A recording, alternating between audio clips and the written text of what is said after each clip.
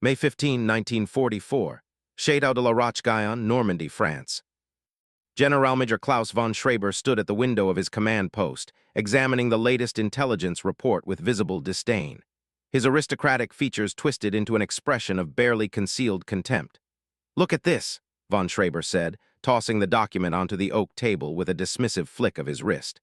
"The Americans are dropping cloth dolls from airplanes now, straw men with parachutes. They call them Ruperts." Oberstleutnant Heinrich Müller, his operations officer, nodded in agreement, chuckling as he picked up the report. "Desperate measures from a desperate enemy, Herr General. They think we'll waste ammunition shooting at mannequins." Major Ernst Weber, chief of intelligence for the sector, leaned forward with slight concern creasing his weathered face. "Herr General, I must point out that British intelligence has been unusually active in deception operations. These dummies might be part of a larger stratagem we should." But von Schreber waved him off with an impatient gesture. "Spare me your caution, Weber. We've crushed the British at Dunkirk, destroyed Russian armies at Kiev, held the Americans at Kasserine. Our defensive positions are impregnable. We have 88mm guns that can destroy any tank at 2 kilometers. We have the Atlantic Wall with its 15,000 fortified positions. We have veteran troops who have fought on 3 continents. At Dunkirk, German forces captured or destroyed 2,472 artillery pieces against 63 German guns lost. At Kiev, 665,000 Soviet prisoners were taken with only 128,000 German casualties. At Kasserine Pass, American forces lost 183 tanks to 20 German panzers destroyed. The mathematics were undeniable. German tactical and operational superiority was proven across every theater of war. What von Schreber didn't know, what none of them could have known as they stood in that Château overlooking the Norman coast, was that the American innovation he so casually dismissed would facilitate the greatest amphibious invasion in history within 21 days. The numbers would become catastrophic. 156,000 Allied troops landing on D-Day versus scattered German responses to phantom threats. 54 factories across Britain and America produced 15,000 dummy paratroopers monthly by May 1944. German casualties in Normandy would exceed 400,000 within 3 months. The laughter in that elegant French Château would become history's most expensive miscalculation, measured in the complete destruction of German Army Group B and the liberation of Western Europe. The 3 men who would witness the unfolding catastrophe represented different perspectives within the Wehrmacht command structure. Generalmajor Klaus von Schreber, 52 years old, veteran of both world wars, holder of the Knight's Cross with oak leaves, had never lost a defensive position in his military career. He had commanded regimental defenses at Verdun in 1918, led panzer divisions in Poland and France in 1939-1940, and organized the coastal fortifications from Calais to Cherbourg. His record was impeccable: 17 major engagements, 17 German victories. He was the mocker, the senior officer whose contempt for Allied ingenuity would cost him everything. Major Ernst Weber, 41, had joined military intelligence in 1936 after studying engineering at Heidelberg University. He had correctly predicted the Soviet offensive at Stalingrad 3 weeks before it occurred. He had warned about Allied deception operations before the invasion of Sicily. He had analyzed Allied industrial production reports and concluded that German intelligence estimates were catastrophically wrong. His warnings were consistently dismissed. He was the warner, the intelligence officer whose data-driven concerns would be proven horrifyingly correct. Hauptmann Friedrich Hartmann, 34, commanded the 3rd Company of the 916th Grenadier Regiment, stationed near Sainte-Mère-Église. He had fought in Russia, survived the winter of 1941, earned the Iron Cross First Class at Kursk. He had trained his men to respond to airborne assaults with speed and precision. In the early morning hours of June 6, 1944, he would be among the first German officers to encounter not straw dummies but actual American paratroopers, after his regiment had expended thousands of rounds and exhausted his mobile reserves chasing decoys across the Norman countryside. He was the witness, the combat officer who would experience the deception firsthand and understand too late what it had cost them. By May 1944, German confidence in their defensive capabilities rested on an impressive foundation of recent victories and technological advantages. At Monte Cassino in Italy, German forces had held against repeated Allied assaults for 4 months, inflicting 55,000 Allied casualties while sustaining only 20,000 German losses, a 2.75, 1 casualty ratio favoring the defenders. At Anzio, the German counterattack nearly drove Allied forces back into the sea, with 7,000 Allied troops killed and 36,000 wounded against 5,000 German killed and 17,500 wounded. At the Rapido River crossing, American forces suffered 2,128 casualties in 48 hours attempting to breach German defensive lines that lost only 64 men. The defensive mathematics consistently favored prepared German positions with experienced troops and superior equipment. German defensive equipment along the Atlantic Wall represented the most formidable coastal fortifications ever constructed.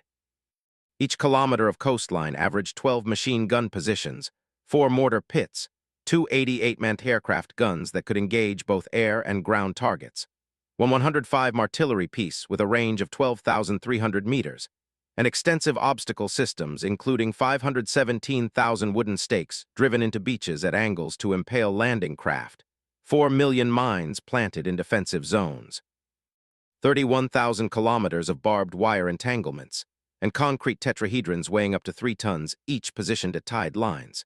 The 88 Flak 36 gun could penetrate 165 of armor at 1,000 meters, more than enough to destroy any Allied tank at combat ranges. The MG-42 machine gun fired 1,200 rounds per minute compared to the American Browning .30 caliber's 500 rounds per minute. German troops were equipped with the Mauser Kar 98K rifle with an effective range of 500 meters compared to the American M1 Garand's 400-meter effective range. Every measurable specification favored German defensive positions. Recent American military failures reinforced German confidence in their defensive superiority. At Kasserine Pass in February 1943, inexperienced American forces had suffered 6,500 casualties, including 300 killed, and lost 183 tanks, 208 artillery pieces, 512 trucks and jeeps, against German losses of 989 casualties and 20 tanks destroyed. The Americans had retreated 50 miles in disarray. At Salerno in September 1943, American and British forces nearly failed to secure their beachhead against determined German counterattacks, with 5,674 Allied casualties in the first 3 days, including 1,378 dead. At Gela, Sicily, German panzers penetrated to within 2,000 meters of the beach before being stopped by naval gunfire, demonstrating that with adequate reserves, German forces could destroy amphibious landings. The American Army had shown vulnerability in every contested landing to date. Generalmajor Klaus von Schreber's personal combat record exemplified German military excellence across 2 world wars. As a young lieutenant at Verdun in 1916, he had held a section of trench against French attacks for 17 days without relief, personally directing machine gun fire that repulsed 9 separate assaults. Promoted to Hauptmann by 1918, he had organized the defensive withdrawal that preserved his regiment intact during the final Allied offensives. In Poland in 1939, his Panzer Battalion had advanced 86 kilometers in 2 days, destroying 11 Polish defensive positions with the loss of only 3 German tanks. In France in 1940, his regiment had broken through the Maginot Line extensions near Sedan, capturing 4,200 French troops while sustaining 127 German casualties. At Leningrad, his defensive sector held against Soviet attacks from September 1941 through January 1943, inflicting an estimated 80,000 Soviet casualties, while his forces suffered 12,000 losses. He had never retreated from a prepared position. He had never lost a defensive engagement. His confidence was built on 28 years of consistent German tactical superiority. Major Ernst Weber's intelligence analysis painted a different picture, one that senior commanders consistently dismissed. In April 1944, Weber had compiled production statistics from captured documents and agent reports showing that American aircraft production had reached 8,685 planes monthly compared to German production of 3,375 monthly. A 2.57, 1 American advantage. American tank production totaled 4,489 per month against German production of 1,669 monthly. A 69, 1 ratio favoring the Allies. American truck production exceeded 70,000 vehicles monthly, while German production struggled to reach 6,500 monthly. Weber calculated that even accounting for losses, the Allies were accumulating overwhelming material superiority that would eventually prove decisive regardless of German tactical excellence. Herr General, Weber had reported to von Schreiber in late April, the mathematics of attrition favor the enemy. They can replace losses in weeks. We require months. They are building duplicate production lines. We are converting civilian facilities. Von Schreiber had dismissed the report. Production statistics do not win battles, Major. Discipline, training, and superior tactics win battles. The Americans have factories. We have soldiers. Weber filed his report and awaited events. Hauptmann Friedrich Hartmann's combat experience in Russia had confirmed his belief in German defensive superiority when properly executed. At Kursk in July 1943, his company had held a village against Soviet tank attacks for 6 days, destroying 18 tanks with Panzerfaust anti-tank weapons, Panzerschreck launchers, and Teller mines while losing 27 men. The defensive tactics worked. Prepared positions with interlocking fields of fire, pre-registered artillery coordinates, layered defensive zones with fallback positions, and aggressive counterattacks to retake lost ground. His company had survived the Eastern Front. They would survive whatever the Americans could throw at them. We trained for airborne assault twice weekly, Hartmann reported to regimental headquarters in May 1944. Each squad knows their reaction drills. We maintain 50% alert status. We have prepositioned ammunition at rally points. If American paratroopers land in our sector, we will destroy them within 2 hours. His confidence reflected the experience of men who had survived the most brutal combat of the war. The mathematics seemed irrefutable. Prepared defenders with superior tactical training defeated attacking forces even when outnumbered. Baltimore, Maryland, December 1943. Colonel John Bevan of the London Controlling Section studied the prototype dummy paratrooper with critical satisfaction. The Camden Works textile factory produced 847 units daily by December 1943. Every 8 hours, another shift of workers completed their quota of tactical deception devices that would reshape modern warfare. The Rupert paradummy, officially designated the device, Camouflage Type 6, consisted of a canvas torso stuffed with straw, a burlap head filled with sand for proper weight distribution, a miniature parachute measuring 24 feet in diameter, an attached explosive device containing 2.303 rifle simulators that would fire at ground impact, creating the sound of gunfire, and in some models, a recorded playback device broadcasting the sounds of combat operations.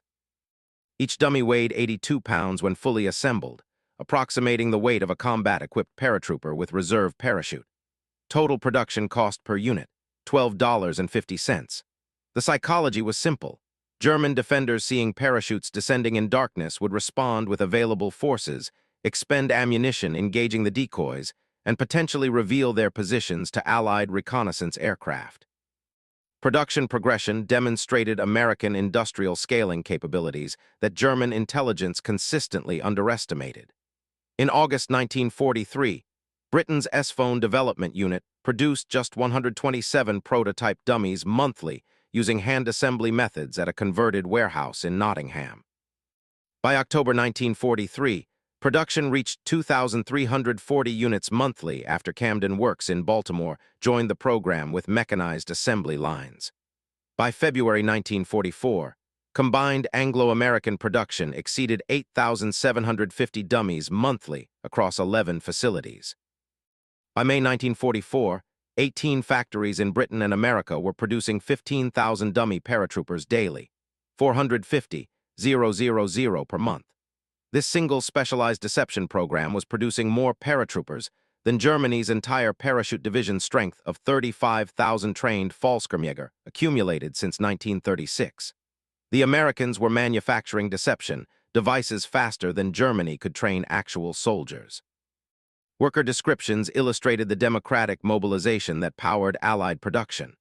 Margaret Patterson, previously a seamstress at a Baltimore department store earning $14 weekly, now operated a pneumatic canvas cutter producing 340 torso components every 8-hour shift at Camden Works.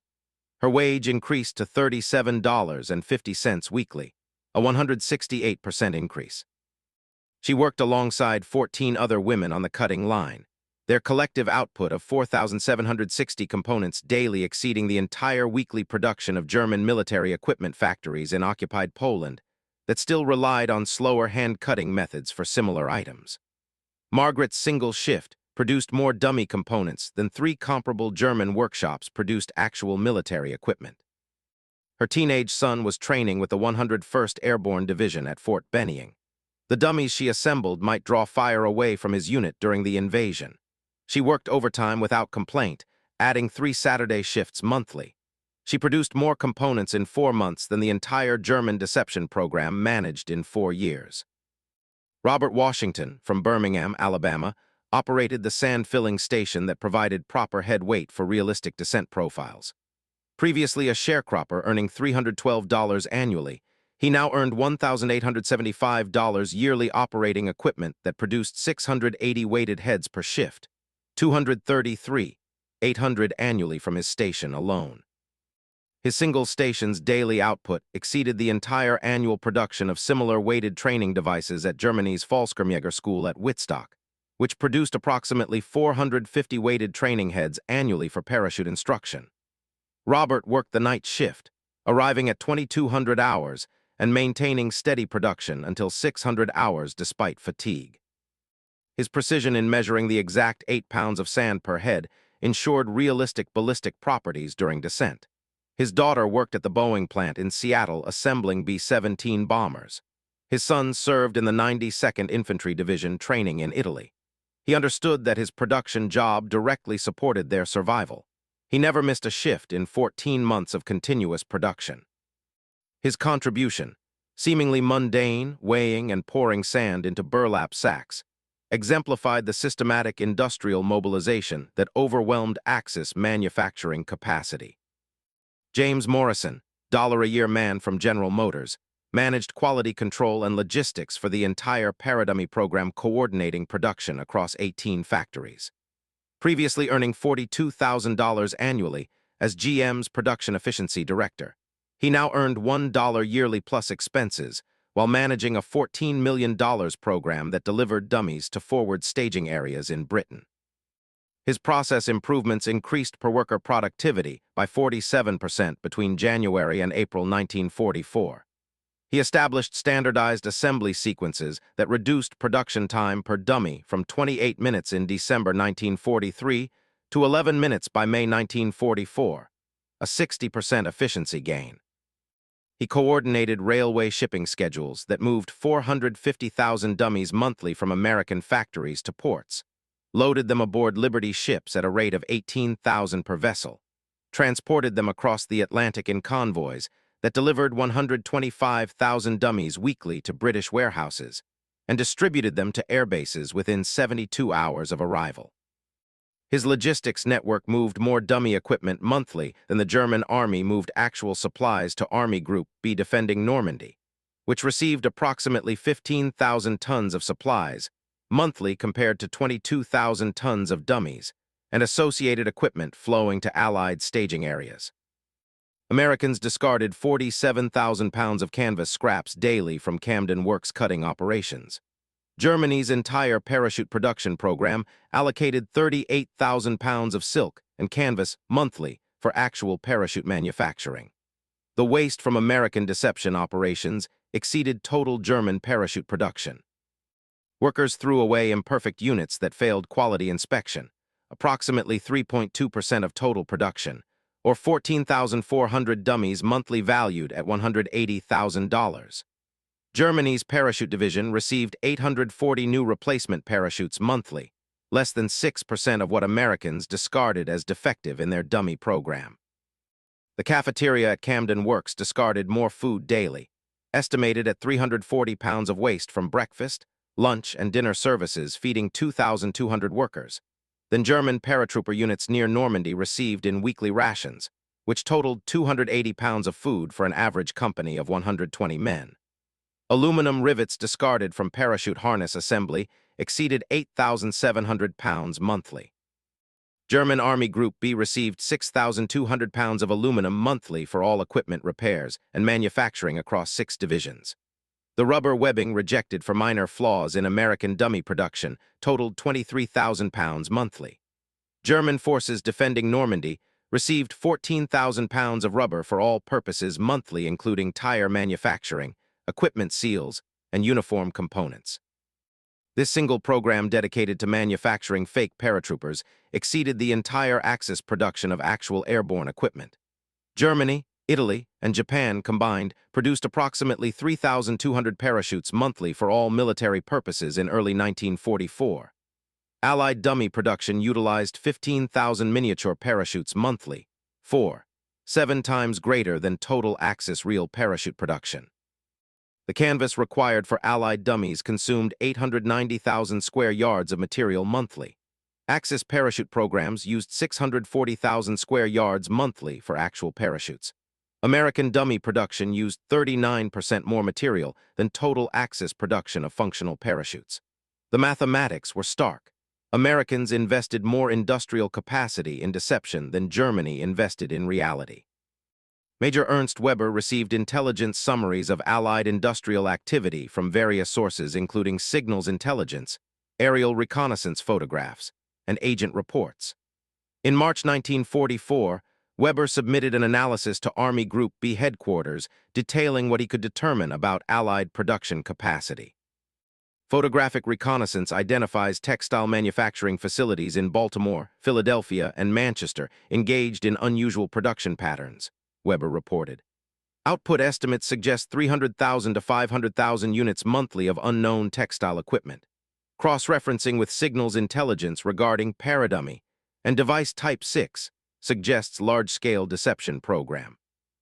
Recommendation: assume Allied forces capable of simultaneous deception operations at multiple invasion sites using dummy equipment to simulate division-strength airborne landings. Further recommendation: defensive doctrine should emphasize verification of airborne threat before committing mobile reserves. The report reached von Schreber's desk on March 28, 1944. It was filed without action. More intelligence speculation, von Schreber noted in the margin.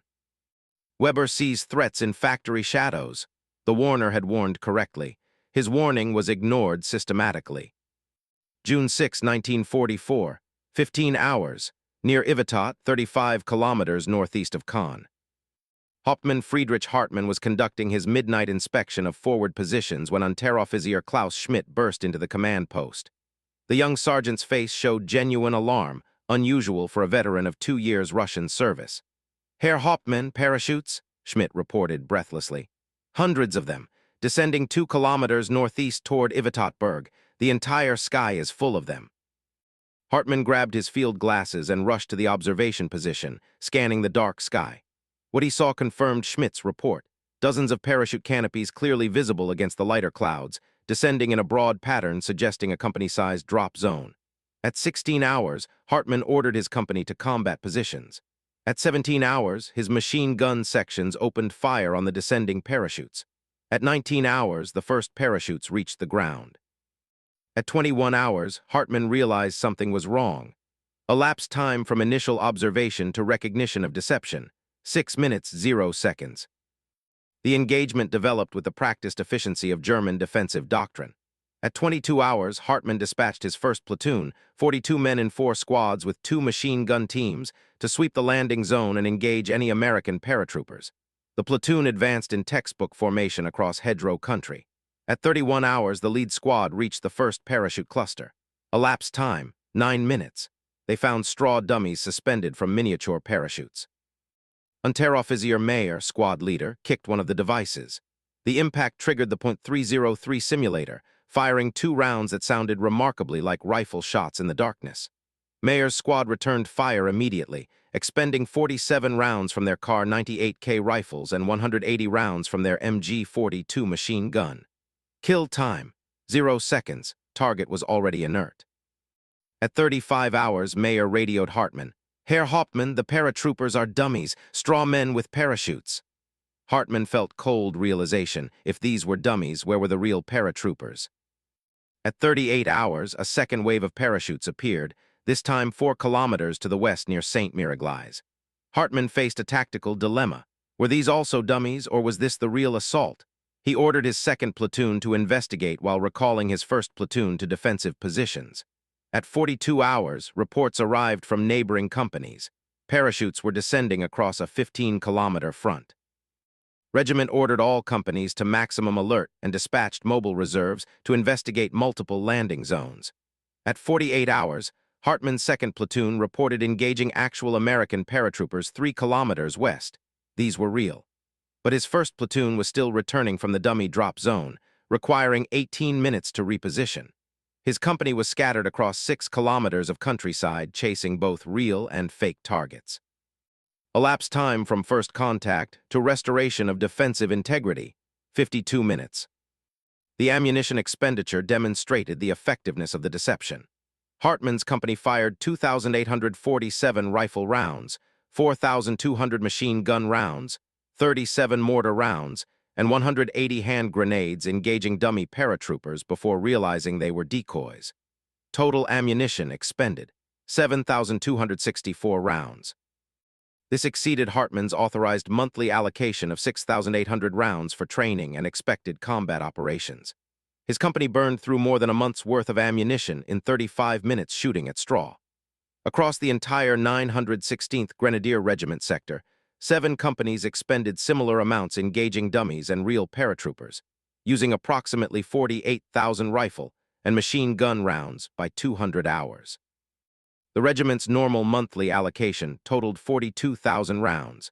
They had exceeded an entire month's supply in less than 2 hours. Ammunition reserves that were supposed to sustain defensive operations for 6 days were depleted to 40% capacity by dawn. The mathematics were brutal. American deception operations had successfully forced German defenders to expend irreplaceable ammunition supplies on non-existent targets.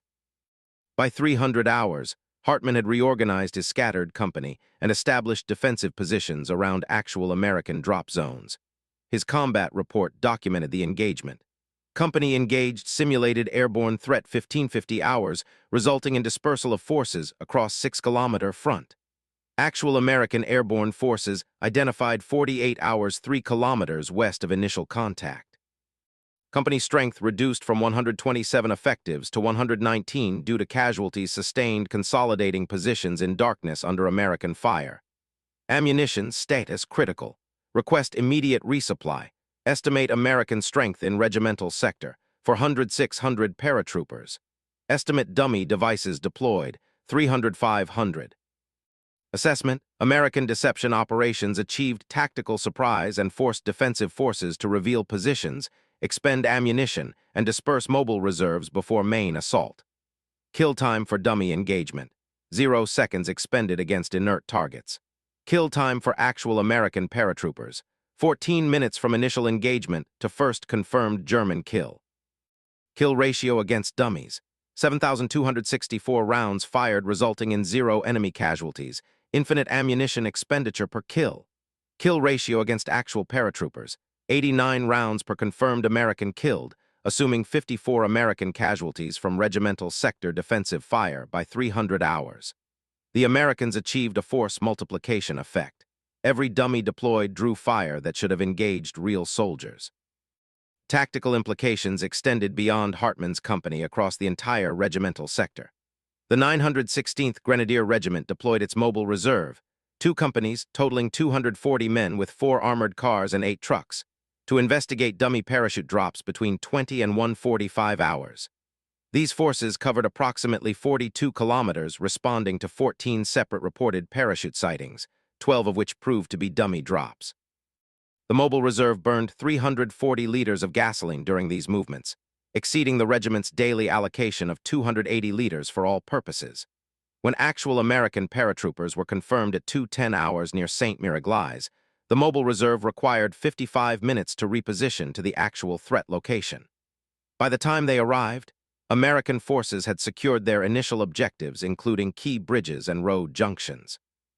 The dummy paratroopers achieved their strategic purpose. They fixed German mobile reserves in place, responding to phantom threats during the critical hours when actual Allied forces were establishing beachheads and securing objectives. The mathematics of deception warfare favored attackers. Deploying 500 dummies that cost $6,250 total forced German defenders to expend $47,000 worth of ammunition and fuel, while delaying German mobile response by 90 minutes during the most critical phase of the invasion. Additional companies across the Normandy front reported similar experiences throughout the early morning hours of June 6. The 243rd Infantry Division near Utah Beach reported engaging 170 dummy paratroopers between 25 and 200 hours, expending 38,000 rifle and machine gun rounds in the process. The 709th Infantry Division defending the Cotentin Peninsula dispatched 4 separate reconnaissance patrols totaling 180 men to investigate parachute sightings between 15 and 300 hours, 3 of which located only dummy devices. The 352nd Infantry Division at Omaha Beach received reports of airborne landings at 6 locations, dispersing defensive forces to investigate, while actual Allied forces were landing on the beaches beginning at 6:30 hours. Across all sectors where dummy paratroopers were deployed, German forces expended an estimated 340,000 rounds of ammunition engaging decoys, dispersed mobile reserves across 120 kilometers of front, revealed defensive positions through muzzle flash that Allied reconnaissance aircraft photographed and reported to ground forces, and delayed concentrated response to actual threats by an average of 50-90 minutes. The cumulative effect of dummy paradrop operations contributed materially to the success of Allied D-Day operations by degrading German defensive response during the critical first hours of the invasion. The witness had experienced deception warfare firsthand. Hartmann radioed his assessment to regimental headquarters at 3:15 hours. The American dummies achieved their tactical objective. We dispersed forces, expended ammunition, revealed defensive positions through muzzle flash, and delayed our response to actual airborne threat by 35 to 50 minutes. Battalion must assume similar tactics will be employed at invasion site. Recommend revised defensive doctrine, visual confirmation before committing forces. Recommend ammunition conservation measures. Recommend. The transmission was interrupted by American mortar fire. Real American paratroopers, not dummies, had spotted his command post and were engaging with 60 mortars. Hartmann moved his headquarters 3 times before dawn. His company suffered 23 casualties during the night, 18 wounded, 5 killed. Not one casualty was inflicted by dummy paratroopers, but the dummies had contributed to every casualty by disrupting his defensive response and dispersing his forces. By 600 hours, as gray dawn light revealed the Normandy coast, where 156,000 Allied soldiers were landing, Hartmann understood what the dummies represented. The Americans had industrialized even their deception operations, deploying fake soldiers in greater numbers than Germany could deploy real ones. Generalmajor Klaus von Schreber received overnight reports from across his sector documenting similar experiences.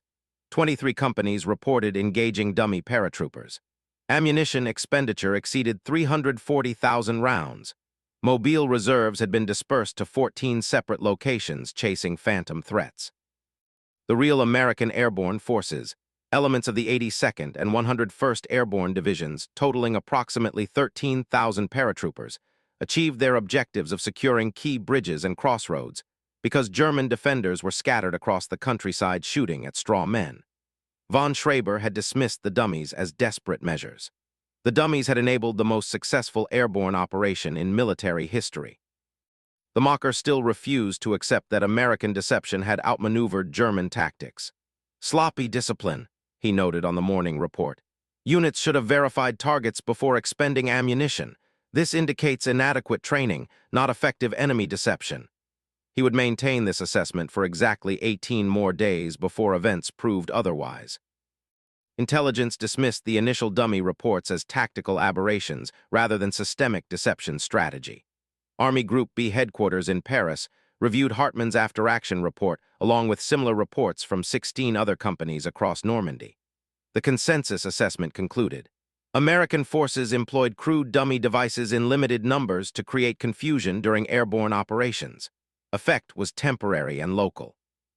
Recommend improved target identification procedures. No revision to defensive doctrine required. The analysis ignored the mathematical implications. American forces deployed an estimated 500 dummy paratroopers in the immediate D-Day assault area, more than the entire German Fallschirmjäger regiment stationed in Normandy possessed in actual trained paratroopers. 423 effectives on June 5, 1944. The Americans dedicated more deception devices to a single operation than Germany's entire parachute force in theater. This disparity suggested industrial capacity that German intelligence refused to acknowledge. Major Ernst Weber reported to Army Group B intelligence on June 8, 1944, 2 days after the invasion. Analysis of dummy paratroopers recovered from Normandy sectors indicates mass production manufacturing. Units show identical construction, standardized components, systematic assembly. This suggests factory production at scale, not field expedient deception. Cross-referencing with pre-invasion intelligence regarding Allied textile manufacturing indicates American production capacity of 300,000 to 500,000 dummy units monthly. Implications: Americans possess sufficient deception material to simulate division-strength airborne operations at multiple locations simultaneously. Further implications: if Americans dedicate this level of industrial capacity to deception devices, their production of actual military equipment likely exceeds our estimates by similar margins. Recommendation: comprehensive reassessment of Allied production capacity required.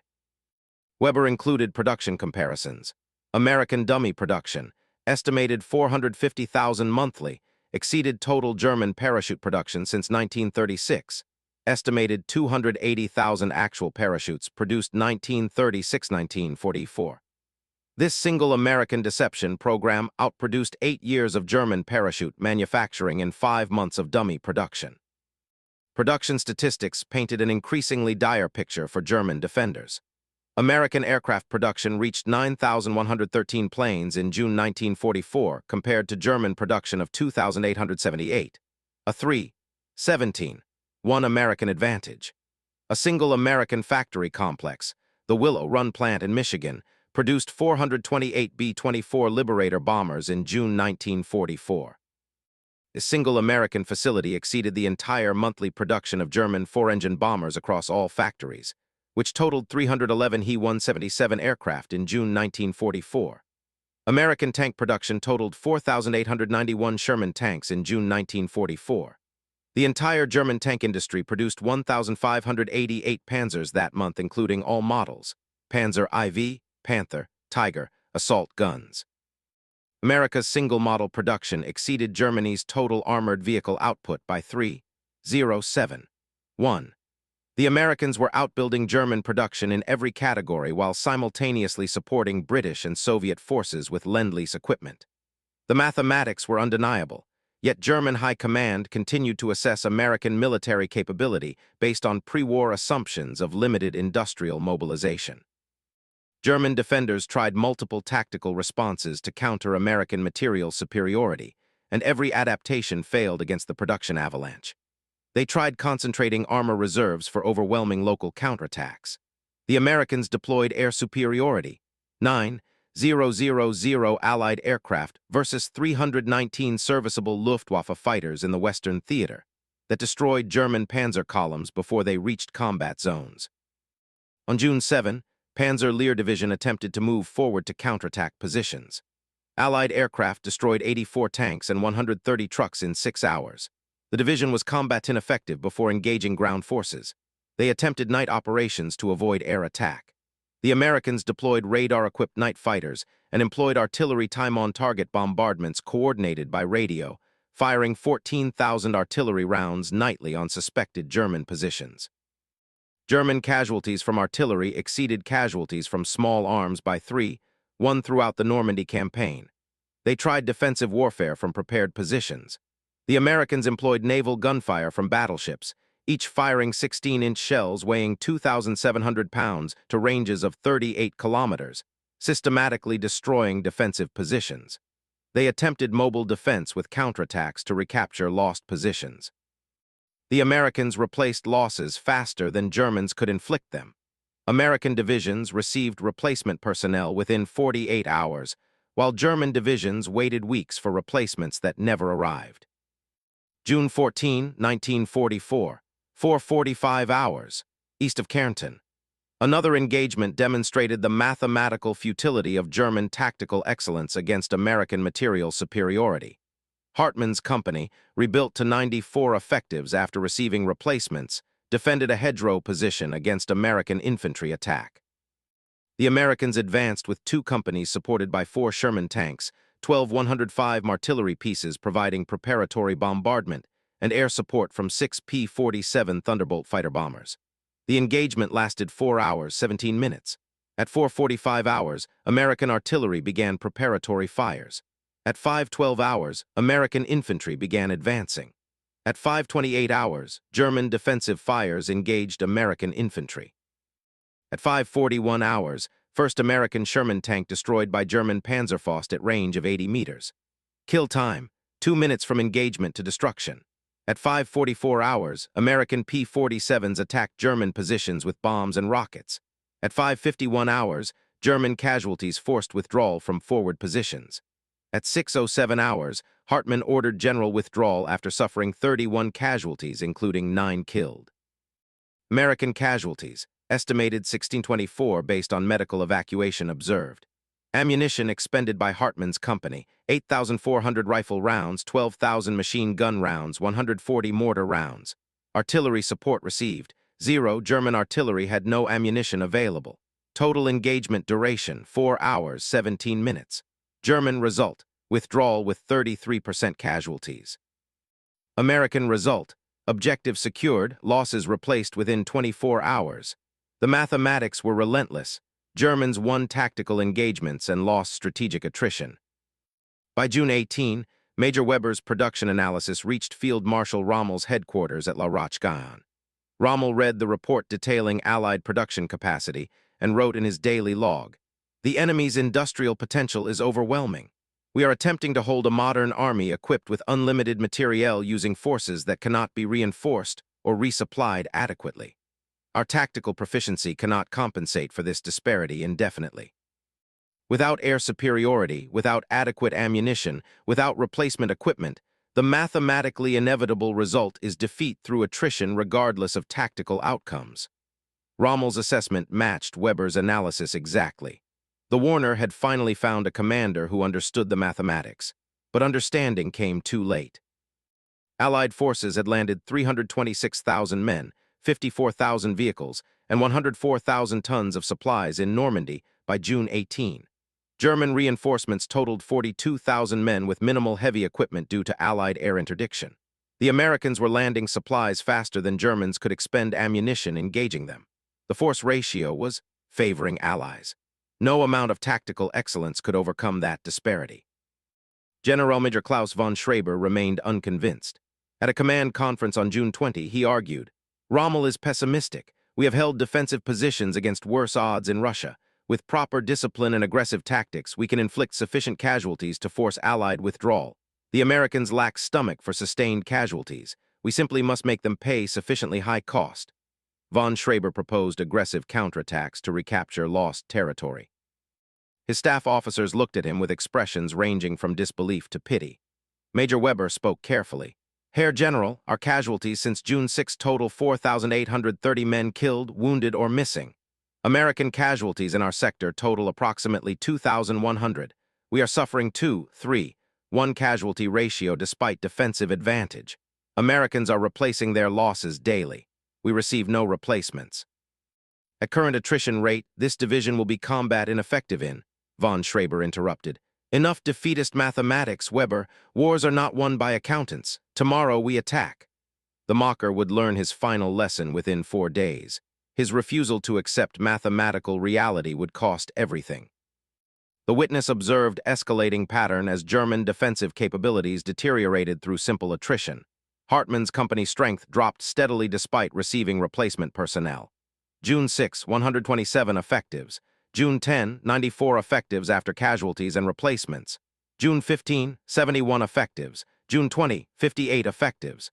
June 24, 43 effectives. The Americans facing his position maintained consistent strength around 240 men, 2 full companies, because their replacement system functioned effectively. Hartmann received one ammunition resupply between June 624, totaling 8,000 rifle rounds and 4,000 machine gun rounds. His company expended 42,000 rifle rounds and 38,000 machine gun rounds in the same period. He was operating at 19% of required ammunition levels. His men were rationing rifle rounds at 5 per man per day. American infantry facing him fired without apparent constraint, estimated 200-300 rounds per man daily based on observed engagement patterns. The disparity was mathematical and absolute. Americans could fire 60 times more ammunition than Germans could return. The mathematics predicted inevitable German defeat. Every observer who understood arithmetic reached this conclusion. Only von Schreiber maintained faith that willpower could overcome materiel. Hartmann documented additional observations regarding American tactical patterns that reflected their material advantage. American forces conducted reconnaissance by fire, shooting at suspected German positions to provoke return fire that would reveal locations. This tactic would have been wasteful for German forces operating under ammunition constraints, but Americans executed it routinely because their supply system sustained such expenditure. On June 17, Hartmann observed American infantry fire an estimated 4,000 rounds at hedgerows where no German forces were present, apparently as precautionary reconnaissance. This single wasteful expenditure exceeded his company's 3-day allocation. American forces employed suppressive fire during all movements, keeping German positions under constant fire while maneuvering elements advanced. Hartmann estimated American forces fired 12,150 rounds daily in his sector for suppressive fire purposes alone. His entire company allocation for combat operations was 1,800 rounds daily based on regimental supply distribution. The Americans were using suppressive fire at rates 6-8 times greater than his total ammunition supply. This tactical pattern, enabled by unlimited ammunition supply, degraded German defensive effectiveness by forcing defenders to remain under cover during American advances rather than engaging advancing forces. Hartmann's after-action analysis noted, "Enemy tactical doctrine assumes unlimited ammunition. They fire continuously during all operations. Our defensive response is constrained by ammunition shortage to point-target engagement only. This disparity allows enemy to maneuver with impunity, while we conserve ammunition for direct fire opportunities only." At Willow Run, Michigan, the Ford Motor Company production line achieved extraordinary metrics converting automotive manufacturing techniques to bomber production. Every 63 minutes, another B-24 Liberator rolled off the assembly line, complete with 4 engines, 10 machine guns, and capacity for 8,000 pounds of bombs. This single facility produced more 4-engine bombers monthly than the entire German aviation industry produced in all categories. Bomber required 1,550,000 rivets, 450,000 individual parts, and 155,000 aluminum structural components. Ford workers assembled these components with efficiency that would have seemed impossible in traditional aircraft manufacturing. The hourly production rate exceeded the daily production of Germany's largest aircraft factory at Regensburg, which required 72 hours to complete one Mi-109 fighter. This single American facility produced more aerial tonnage capacity than Germany's entire military-industrial complex produced in equivalent firepower delivered to target zones. Americans discarded 18,700 pounds of aluminum scrapped daily at Willow Run from cutting and drilling operations. This waste aluminum exceeded Germany's monthly allocation of 14,200 pounds for all aircraft repairs across the entire Luftwaffe's Western theater operations. Workers threw away rivets that failed quality inspection, approximately 47,000 defective rivets daily valued at $340. Germany's aircraft industry received 38,000 rivets monthly for all Mi-109 production at factories outside Regensburg that weren't receiving priority allocation. The single Ford facility was discarding more rivets daily as quality control rejects than 3 separate German aircraft factories received monthly for actual aircraft construction. The quality standards that caused Americans to reject and discard materials would have represented luxury supply levels for German manufacturers operating under constant shortage conditions. Workers at Willow Run threw away hydraulic fluid that had been opened and partially used for testing, approximately 840 gallons daily. Germany's Luftwaffe allocated 620 gallons of hydraulic fluid monthly to fighter squadrons in France for all aircraft maintenance purposes. Americans were discarding 36% more hydraulic fluid daily as open container waste than German fighter forces received monthly for operational use. The cafeteria at Willow Run discarded more food daily than German workers at comparable Messerschmitt factories received in weekly rations. Willow Run cafeteria waste averaged 2,800 pounds daily, including meat, vegetables, bread, and dairy products thrown away due to spoilage, overproduction, and uneaten portions. Messerschmitt factory workers at Regensburg received 2,100 pounds of food weekly for their entire workforce of 4,200 workers.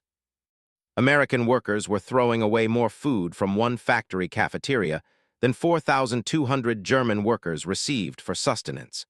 The waste demonstrated abundance that German planners couldn't comprehend. Aluminum scrap from a single day at Willow Run. 700 pounds of trimmings, drill waste, defective components, exceeded Germany's monthly allocation for all Mi-109 fighter repairs across the Western Front.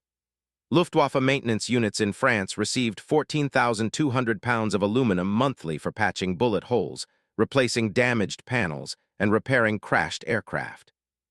The single Ford facility generated 31% more aluminum waste daily than Germany's entire fighter force in the West received monthly for keeping aircraft operational. This disparity illustrated the production gulf. What Americans threw away exceeded what Germans received as critical allocation. The mathematics were stark. American excess exceeded German necessity. Discarded ammunition from testing at Lake Denmark Arsenal in New Jersey exceeded Normandy German defenders' combat allocation.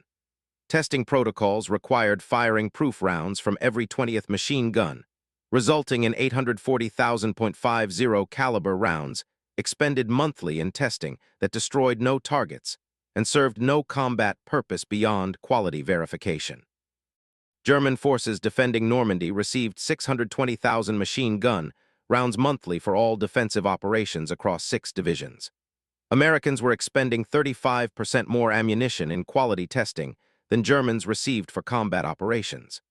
The discarded test ammunition, rounds fired into berms at proving grounds to verify proper function, exceeded what German infantry used trying to stop the Allied invasion. Every paragraph ends with comparison showing American waste or single facility output exceeding total German capacity for equivalent category, demonstrating systematic production superiority that made tactical excellence irrelevant to strategic outcome. Additional production comparisons illustrated the comprehensive scope of American industrial superiority. At the Chrysler Tank Arsenal in Detroit, workers assembled 1,147 Sherman tanks in June 1944. Production from this single facility exceeded the combined tank output of all German factories by a ratio of 1:38:1 for that single month. The facility operated 3 shifts covering 24 hours daily, 7 days weekly. Each shift averaged 12.7 tanks completed, 1 tank every 95 minutes including final inspection and delivery preparation. German tank production across all factories averaged 1 Panther tank every 9.2 hours, 1 Tiger tank every 14.3 hours, and 1 Panzer IV tank every 6.8 hours using traditional manufacturing methods that couldn't match American assembly line efficiency. The Chrysler facility alone could outproduce Germany's entire Panzer force because American automotive industry successfully adapted mass production techniques from civilian vehicle manufacturing to military equipment production, while German industry continued using artisan methods that emphasized individual unit quality over production quantity. The strategy worked for complex aircraft where precision engineering was essential, but failed for tanks where quantity enabled combined arms operations that quality couldn't overcome. Americans built adequate tanks in overwhelming numbers. Germans built excellent tanks in insufficient quantities. The mathematics favored mass production over craftsmanship in armored warfare. Aviation production demonstrated even more dramatic disparities. Boeing's Seattle facility produced 362 B-17 Flying Fortress bombers in June 1944. Combined with Willow Run's 428 B-24 Liberators, just 2 American factories produced 794 engine heavy bombers in 1 month. Germany's entire aviation industry produced 311 He-177 four-engine bombers in the same period, 40% of what two American factories achieved. The production methods differed fundamentally. American factories used precision jigs and specialized tools that enabled semi-skilled workers to assemble complex components with minimal training, while German factories relied on skilled craftsmen who could adapt to material shortages and design changes, but couldn't match assembly line production rates. American aviation worker produced on average 2.7 times more airframe weight monthly than German equivalent because American production methods emphasized standardization and specialized task assignment, while German methods required versatile workers who performed multiple assembly operations. The American approach scaled efficiently. The German approach couldn't expand beyond available skilled labor pool. By June 1944, American aviation industry employed 2.1 million workers producing 9,113 aircraft monthly.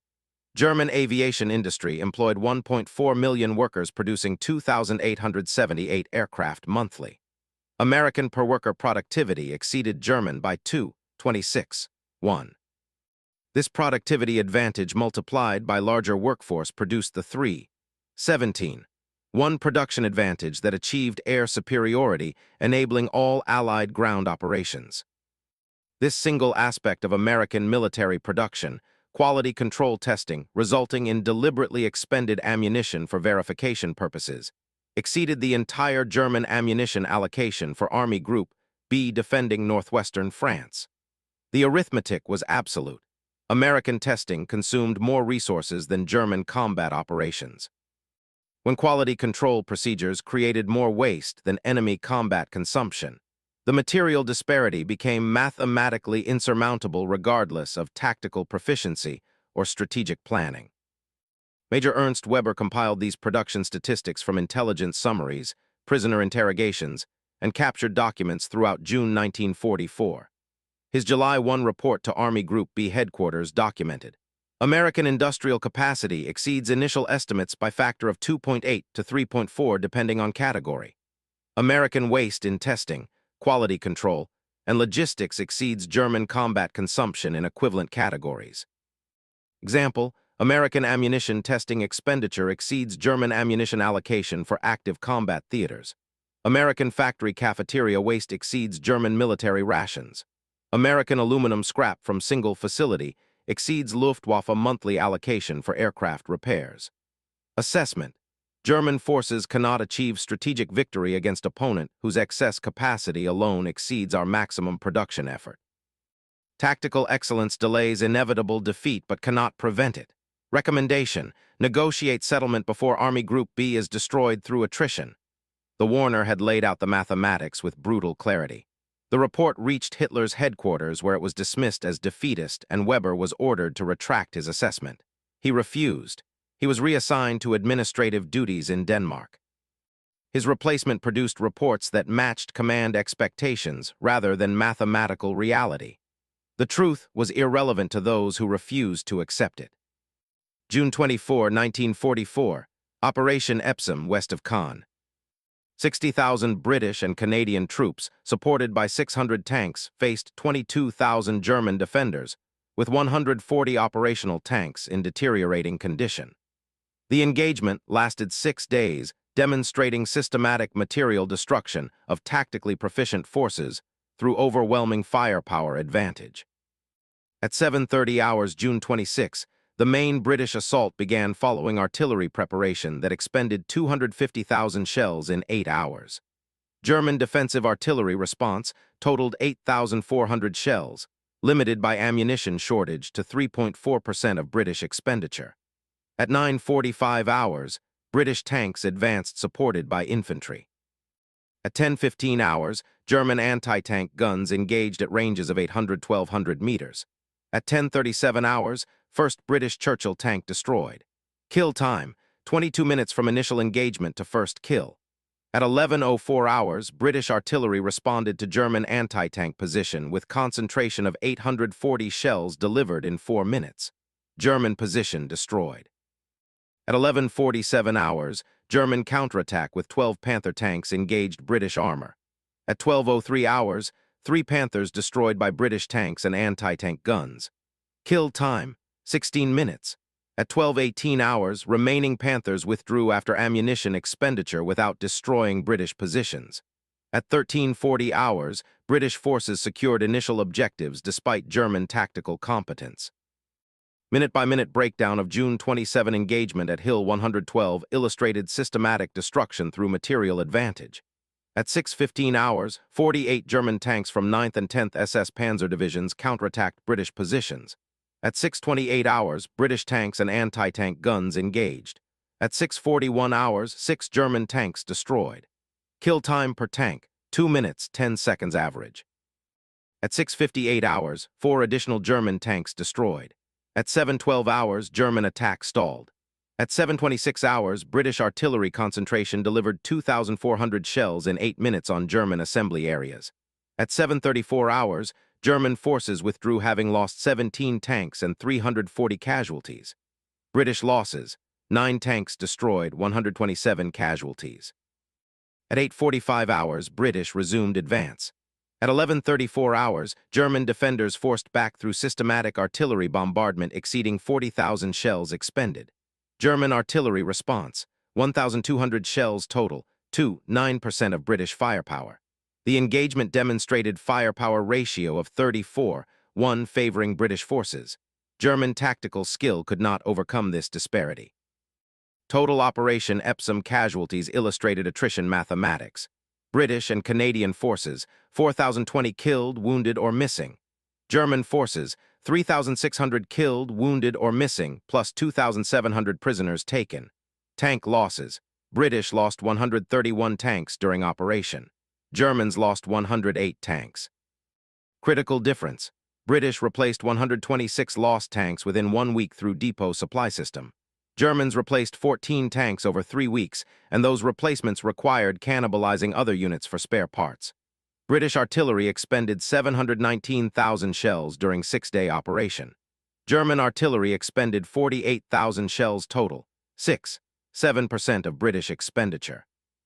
The ammunition expended exceeded Germany's monthly allocation for entire Army Group B, which received 620,000 artillery shells monthly across all calibers for 6 divisions. This single 6-day British operation consumed more artillery ammunition than Germans allocated monthly for their entire defensive front. The fuel consumed in this engagement exceeded German weekly allocation. British forces used 2.4 million gallons of gasoline in 6 days. German forces in Normandy received 1.8 million gallons weekly for all operations across 12 divisions. Generalmajor Klaus von Schreber participated in the Operation Epsom defense, commanding a Kampfgruppe formed from remnants of 3 understrength regiments. His tactical decisions were sound. He identified British assembly areas, prepared defensive positions with interlocking fields of fire, organized counterattacks using available armor, and personally directed defensive operations from forward command post. His tactical proficiency was irrelevant against the material disparity. On June 29 at 14:20 hours, British artillery observers identified von Schreber's command vehicle in a hedgerow position near Chew. At 14:23 hours, artillery fire mission was called. At 14:26 hours, 24 British 25-pounder guns fired time-on-target mission delivering 96 shells simultaneously on target area. At 14:26 hours 30 seconds, von Schreber's command vehicle was destroyed by direct hit. Elapsed time from observation to engagement, 3 minutes. Elapsed time from fire order to target destruction, 30 seconds. Kill time, 30 seconds. The mocker had died as he had lived, fighting competently with inadequate resources against overwhelming material superiority. His tactical excellence had purchased exactly 30 seconds of survival once British artillery engaged. His death proved Weber's mathematics. When firepower disparity exceeds 30:1, individual proficiency becomes statistically irrelevant. A captured German officer from von Schreber's Kampfgruppe, interrogated on July 2, provided assessment that British intelligence included in after-action analysis. This wasn't combat. This was systematic annihilation. We could not move without being observed by aircraft. We could not concentrate forces without attracting artillery bombardment that exceeded anything we experienced in Russia. We could not counterattack without British tanks appearing in numbers we couldn't match. Every tactical maneuver we attempted was countered by material response we couldn't overcome. General von Schreiber was excellent tactical commander. His tactics were correct. His decisions were sound. His death was inevitable because no tactical excellence survives 1 firepower disadvantage. The British didn't defeat us through superior tactics. They buried us under steel and explosives until resistance became impossible. The captured officer's assessment matched Weber's analysis exactly. German forces were experiencing systematic destruction through attrition that tactical proficiency could not prevent. The only question was how long German forces could sustain combat effectiveness before complete disintegration. August 1944, Trent Park, London, prisoner interrogation facility. Major Ernst Weber, captured near Falaise on August 19, provided comprehensive assessment during interrogation that British intelligence preserved as one of the most analytically valuable German officer debriefings of the war. "We were not defeated by better soldiers, but by better factories," Weber stated in his initial interrogation on August 23. American industrial production exceeded our maximum wartime mobilization by factors of 3 to 5, depending on category. A single American bomber factory produced more four-engine aircraft monthly than our entire aviation industry produced across all types. American tank production from individual factories exceeded our national tank production. Their ammunition expenditure in single battles exceeded our monthly allocation for entire army groups. The dummy paratroopers deployed on D-Day perfectly illustrated the disparity. Americans manufactured deception devices in greater numbers than we could produce actual parachutes. They industrialized even their deception operations. They were producing fake soldiers faster than we could train real ones.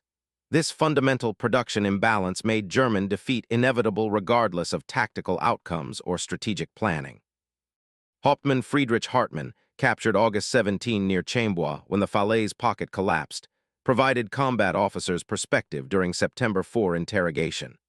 "I witnessed the deception firsthand on June 6, Hartmann testified. "My company expended more ammunition engaging dummy paratroopers in 1 hour than we received in replacement supply for the next 3 weeks.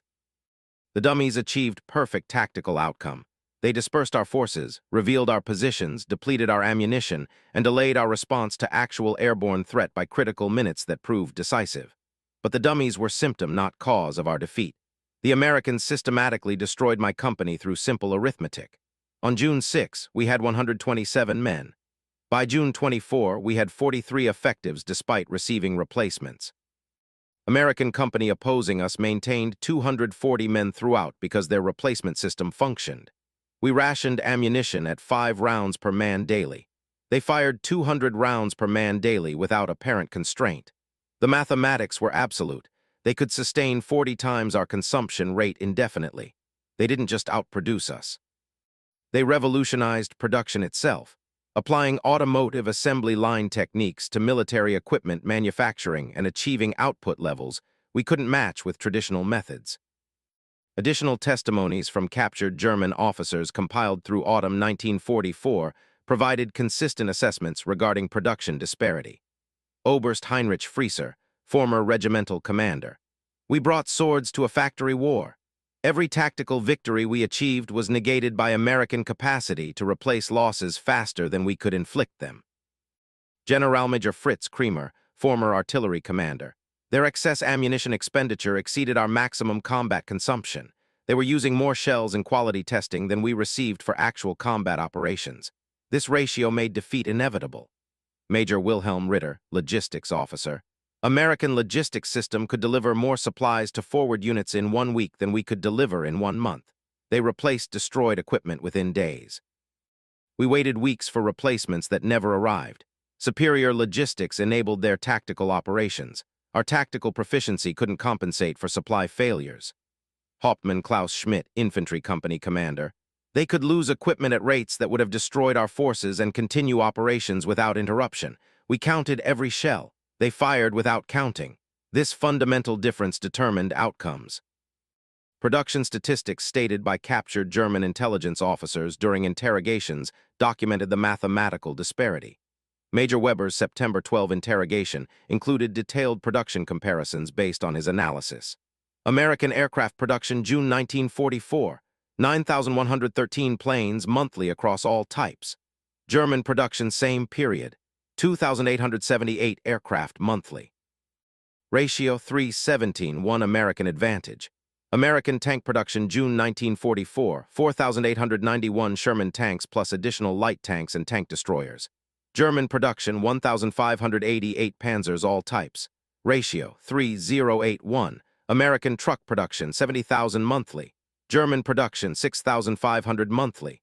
Ratio 10:8:1.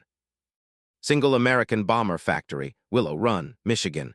428 B-24 aircraft produced June 1944.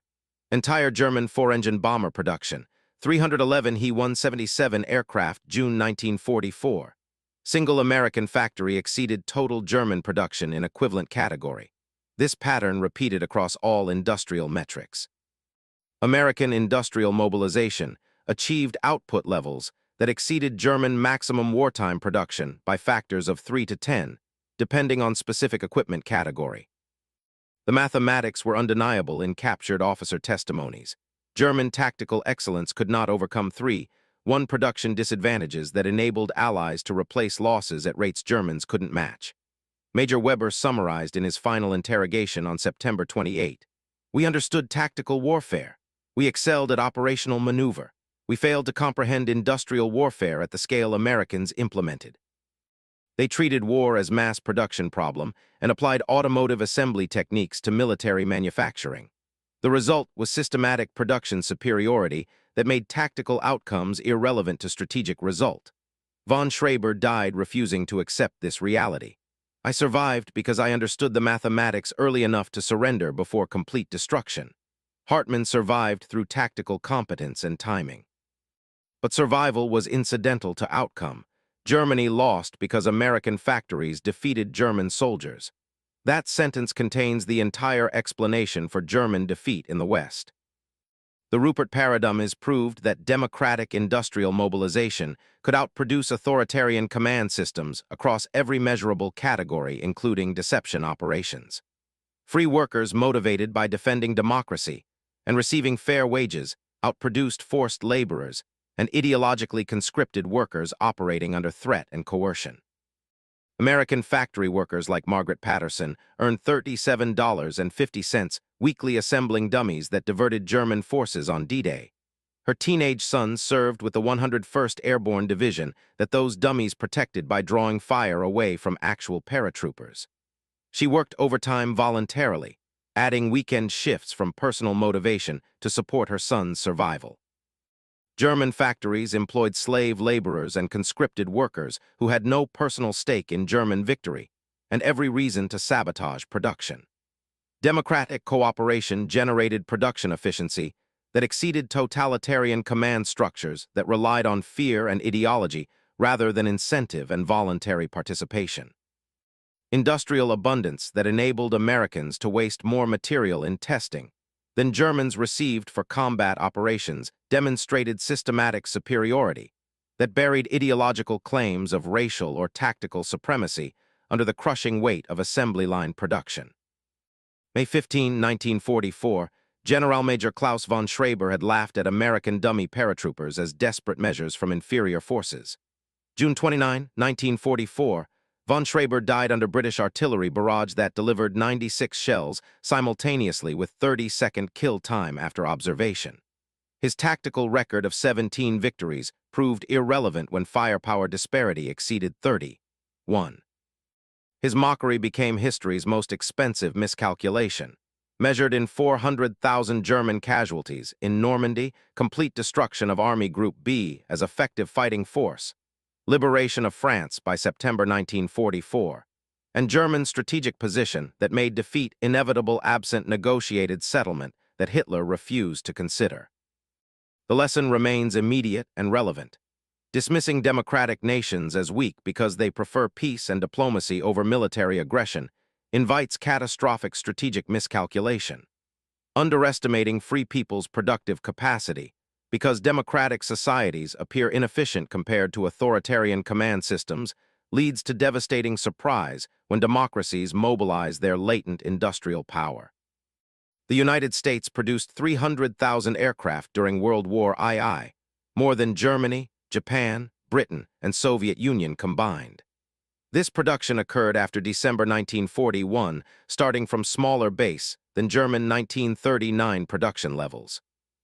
Democratic systems can mobilize resources at scales that authoritarian regimes cannot match because voluntary cooperation motivated by defending freedom generates productivity that coercion and ideology cannot replicate.